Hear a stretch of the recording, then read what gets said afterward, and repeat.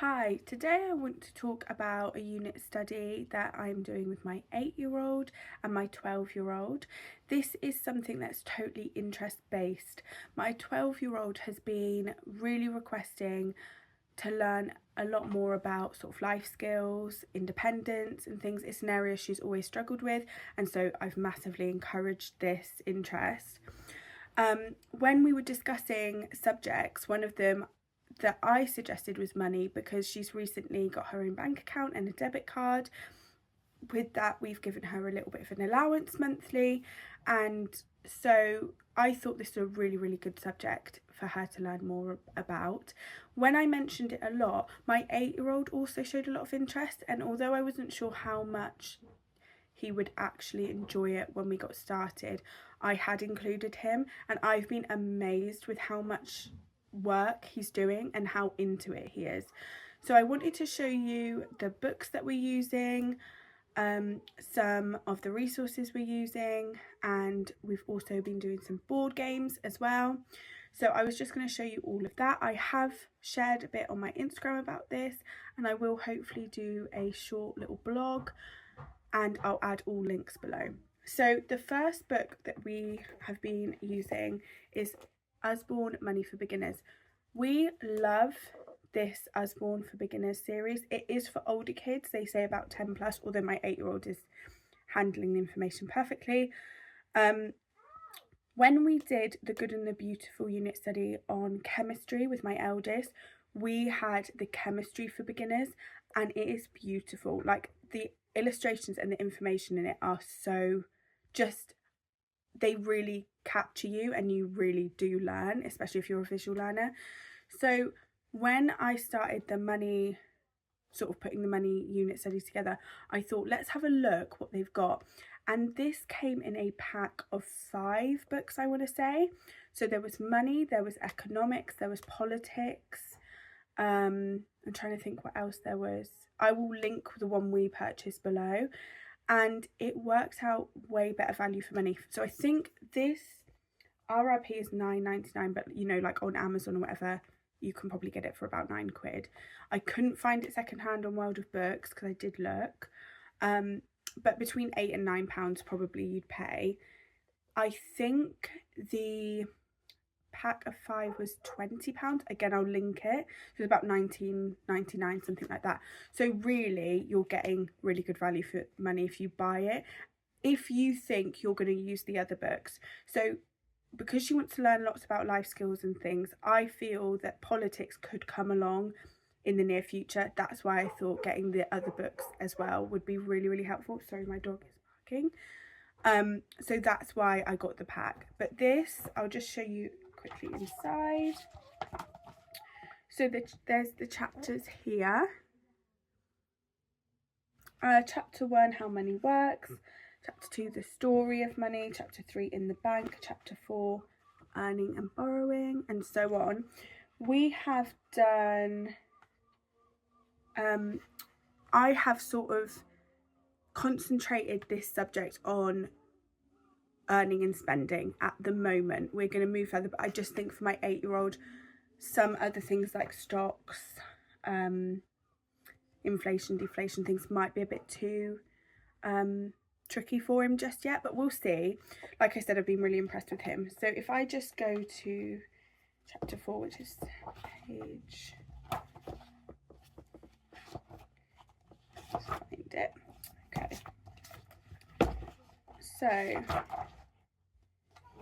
so this has got like an example of how you can earn money, what pays higher, lower, if you need some sort of like help with money, etc. So usually this is how a lesson works. I'll read some from here, a chapter if I feel they aren't losing interest, or a little bit less. This obviously I purchased. This book was from the library, Usborne Managing Your Money, and this is, I think, meant for a teenager to sort of as personal reading, and I will be allowing my 12-year-old to just sort of take this off and read it. So far we have read find the budgeting. So our first lesson we did on budgeting, so page 34, yes. So this was so good. It's all based as if you're sort of a teen, a child, which I think the figures are a lot more realistic, and I think it's relatable for the children, which is brilliant. So this child gets an allowance of £15, and then he does dog walking for £5. So his budget for the week is £20. And then it says he got 2 lunches, maybe at school or something, £10, and he paid £3 for bus tickets. So he spent £13. He had £7 left over. You can sort of see the workings out. And then the rest of the week, he also bought a magazine for £2.50 and snacks and drinks for £4. So he ended up only having 50p left over. And then there's lots here about part-time jobs, that kind of thing. And then I'm trying to find, there was a really interesting bit about buying food and things, which about all sorts of deals, what deals you should pay attention to, what deals you shouldn't. I think might be the next chapter. This is a really good one for teens. I would recommend sort of even like a little gift or something to give this to them. If they're opening up a bank account, or maybe for a birthday they just want money, a gift like this, it's really useful information. So this is great. I'm almost considering kind of just buying this, because as my 8-year-old gets older, he'd be able to read this as well. So again, I'll just read a bit from this. So we start off by reading, doesn't matter which way around we do it. Now, this is another library book I've got, and we've got a few from this little expert series. We've got the one about building houses. I think it's George Clark, building houses. This is Deborah Meaden, who I'm sure you know who that is. Why Money Matters. And again, it takes you right back to the beginning of sort of what money is. I think another really interesting part in one of these books was that you can use anything as money. It's what money was. It was really interesting. I think it was in the Usborne one. Yeah, this bit I thought was brilliant. So it says, what is money? And then it says, you know, they want to buy his game off him, okay? And it says, what will you pay me with? And someone says, I'll pay you with stickers. We'll do your housework. We'll pay you in carrots for your packed lunch. And then he's sort of saying, I don't want that. And one of them says, well, I have $5. And he says, okay, I'll take the $5. So it's kind of interesting to get them thinking about, it's not just physical money. It can be in exchange for a service or something. And then also explaining how electronic money works compared to cash and how that will work. That was really interesting. This is another great one that we did last time. So this lady or gentleman, I don't know, this person, they earn some money, they spend some money, they are taxed some money, they donate some of their money, they invest some of it, and they borrow because they want to buy a house. So, and then it has a little bit about stealing, which was funny. It says, "Mwahaha." So this is really great. This book is brilliant. I've really enjoyed this. And then finally, on Twinkle, I found a few things. I'm being a bit cheeky at the moment, and I'm doing another free trial for Twinkle, because also it's absolutely covered, because my boys froze some of their toys and were smashing them out on the tough tray, and I didn't realise that I'd left this stuck here. So that's just some water that spilled. So this is my eldest. So it actually says this is for home ed kids, but anyone can use it. It's really useful, and it's all about budgets. So that's an area we're really concentrating on when it comes to money, like I said. So it has a little bit of information, what is a budget, etc., how do they work, how does it help you to have one. Then they have like a little example, so it has like things coming in, income, costs, the type of costs you might incur, like living, rent and things like that. So that's quite good. Gives you a good idea to think about it. And then it has this great working out, and I thought this was such a good lesson. So you might not be able to see, but the income for this person was 2,000. They were left with £250. The income for this person was 2,500. They were left with 320. And this person earned 4,500, was left with 850. It was interesting to see that if you earn more, you might spend more. That was a really good lesson. That your income's increased, maybe that means you have a bigger house that costs more. Do you see that example? Living 550, 900, 1,800. So that was a really good thing that questions were asked about. So, you know, if you earn more, you might buy more. So that was something that we discussed. This was a little exercise. There was a friend they had who wanted to buy a new laptop for £1,500. How long would it take them? How much would they have to save every month to be able to afford it in 6 months? And my eldest made a really good comment. She was like, because he couldn't go and just buy that laptop, because then he might not be able to pay his bills. And I said, yes, that's exactly the point, isn't it? He needs to have that money aside separately to make sure he can afford it.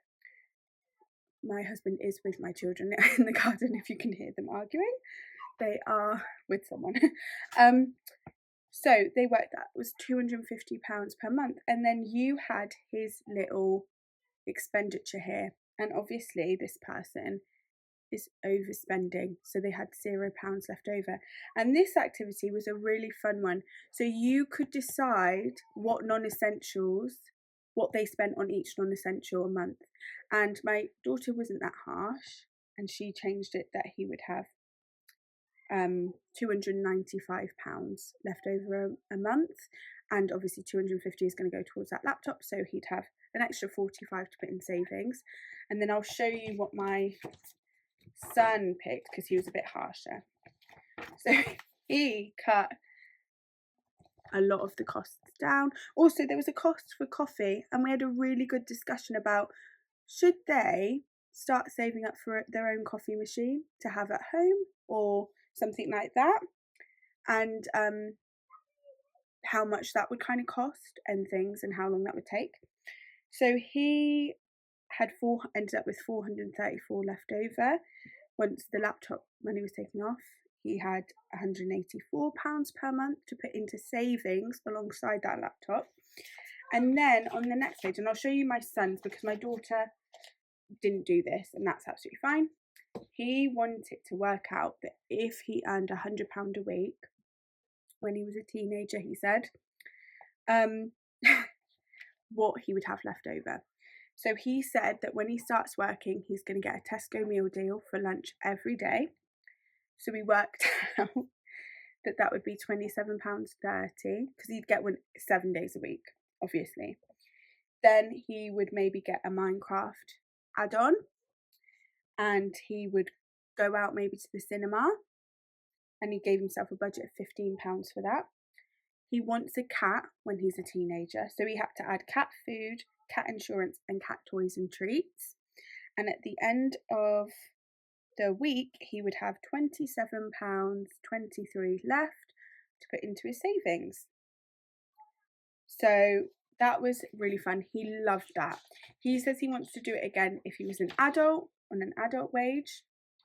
And then the next lesson we did, the next week, we still had an activity to do on here, so we did this the next lesson.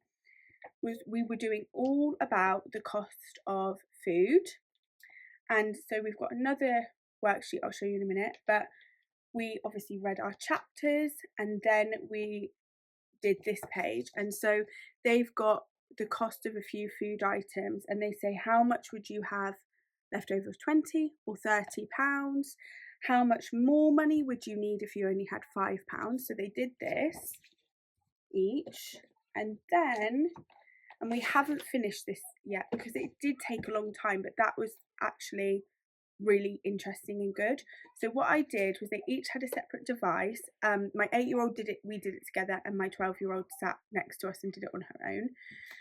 Again, from Twinkle, these really great sheets, menu ideas, and you've got to go on and find out the prices that it's all going to cost, and then the total of how much that meal will cost. So my son did this vegetable pasta one we worked it out for 5 people, and we got the prices off Tesco, and he really looked like, what one is the cheapest? Is there a deal on? That kind of thing. And so this meal came to £4.14, and I'll explain why we've done this in a minute. Then he did a cottage pie one, and we kind of discussed if he used a meat alternative, that £4.99 might be lower, but also I discussed with him that sometimes I'll mix meat with lentils or something to save money. So that was a really good discussion. And he also picked red potatoes for the mash because he prefers them, and I said, well, if we'd used the whites it would have been cheaper, so that was another good one. And then he also did a little omelette for himself. And then my daughter did chicken stir fry and chicken like roast dinner basically. And the other thing we sort of discussed is when she did the oil, I was like, you're not going to use a litre of oil, you'll just use a splash. So don't put £1.99 in that kind of discussion as well, about what percentage of it you're actually going to use. I think that's all of the ones she did. The reason I've done this is because the next lesson we're going to do, which I think is going to be really fun, is they are going to do an online shop using the meals they've budgeted. They're going to then make an online meal plan weekly shop, and I think it's going to open a lot of conversation about necessary and unnecessary purchases. What are treats? What do we need? I think it's going to be a really fun sort of discussion, and lots of good thinking, and taking in the things we've learned about deals. Because there was an example, I said, if it was 3 for 2 on sausages, and that meant you had like 24 sausages, but you just needed them for one meal, should you actually buy all 3, or maybe you just stick to the 1 pack? So we also discussed the unit price compared to the actual price, which was another really good lesson. They had that, I want to say, in this book, I think it was. I'll see if I can quickly find it. Like shopping, smart spending 53. Let's look if it's there. See where we can find it. Ah, yes, just here. So this page, it had, you could get a litre of orange juice for £1, which means it's £1 a litre, or 2 litres of orange juice for £1.66, which means it's only 83p per litre. So it's just explaining that. Bag of oranges works out as 25p each. Individual oranges are 35p each. So it's just sort of explaining that way of thinking as well. And I noticed my eldest has really taken that on board. When she was doing that shopping on Tesco's, she was going, but mummy, this is the unit price and blah blah blah. And I was like, she's really taken that on. She spent a really long time doing it. She was working really hard. So I'm really happy with how we're doing with the money thing. Last thing I'll mention is the board game that we purchased, which is Payday. So we have got a few other money board games, but this is one we've purchased. We have been playing this, and even me and my husband have been playing this without the kids. Payday, it's a great game. So basically you get a monthly allowance, you pick how many months you want to do. It says at the beginning you need to pick them, but you really can keep going. Each month you get £3,500. then all of these things happen to you on the board through the month. You can purchase things, sell things, you pay bills, all of these things happen. The end, you have to pay a penny of your bills, and then you get the next month's earnings, unless it's your end month. Then at the end, you can kind of add up what you've all made, and it's really fun. My 8-year-old is super competitive when it comes to this game, but I definitely recommend it. We haven't tried Monopoly yet with my 8-year-old, but I think this is a really good learning opportunity. It also isn't necessarily winning or losing, which is really great when you've got children that maybe struggle with that. I know we do. They kind of prefer cooperative games, and this isn't that, but because there's no clear winner or loser, I know you can total up your amounts at the end, but it's kind of more like, oh, I've got so much money than than like a negative. Everyone's gonna have money at the end. So we've done it before where we've done sort of 4 to 6 months. I think that's attention span really for my 8-year-old especially. Even my 6-year-old has had a go at it. But me and my eldest have done like 12 months and she loved it. So that's another recommendation that I'll link below. We also have a learning resources money game. It's like Money Bingo, and that uses English coins, which is great when we're using American curriculum because obviously I have to substitute the money lessons and do some extra stuff myself. So we have a few other things like that that we use to learn more about actual coinage and money. But I hope that's helped. I think money is such an important subject to teach your kids. I think home ed offers a really great opportunity to put more learning into essential life skills. And so that's what we're really trying to do with our kids, make sure they have a wealth of knowledge when it comes to real life. So it's been really fun for me to teach. I am trained as an accountant before all of this, and so it is a subject that I find kind of more interesting. And I love that my 8-year-old is super into it too. I think it's great that my 12-year-old is putting a real effort in as well. She really is, and I'm really impressed with her. So that's what we're doing as a unit study at the moment. I will obviously let you know the next one we have planned, but thank you so much for watching and see you again soon.